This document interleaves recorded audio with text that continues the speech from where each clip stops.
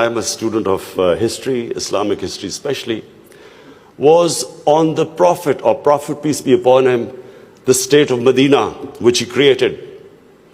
Now, why do I say the state of Medina? Because the state of Medina laid the foundation of one of the greatest civilizations in the history of mankind. The principles that found the foundation of the state of Medina is what, for the next 700 years, was the greatest civilization on earth. And what were those principles? The state of Medina was founded on incredible principles of justice and humanity.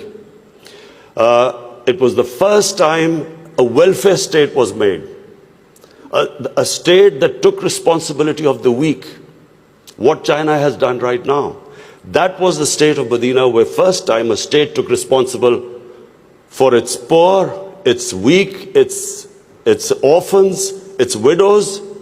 In the state of Medina, the first time pensions were created. Old people were also, it was a humane state. And secondly, there was justice, rule of law.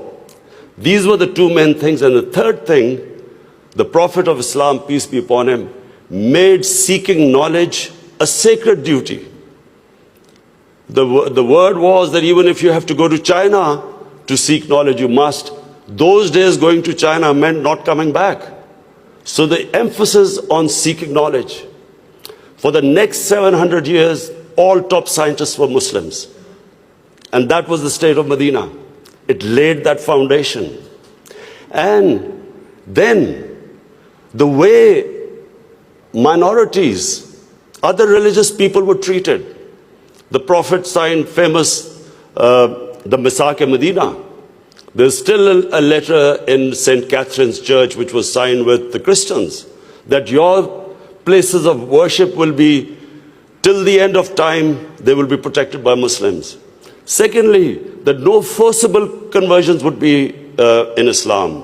Thirdly, the Prophet's last sermon, it is a charter of human rights. It's about how human beings are equal. So it was a humane state created, rule of law, emphasis on education, that led to the growth of Muslim civilization. So this is, in Pakistan, we want the same basis of our state. The rise of what I believe, the way our country will rise, it will go back to those principles. We must, number one, have rule of law, everyone equal before the law. State must be accountable. We must have a welfare state where the state must take responsibility of its poor people.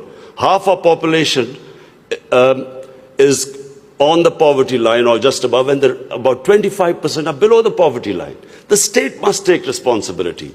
All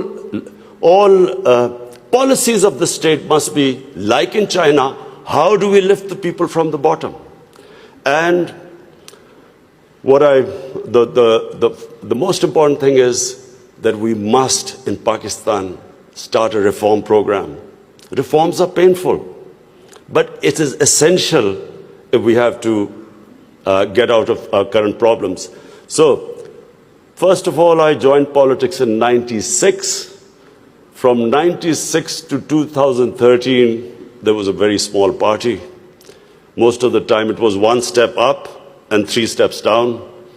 The first election I contested, we were wiped out. Second election, 5 years later contested, we had only 1 seat. Third election, we boycotted, and most of the time people made fun of me, thought we would never make it, because I'm an outsider. I wasn't from the political class. But one big lesson from sports which I learned, you only lose when you give up. So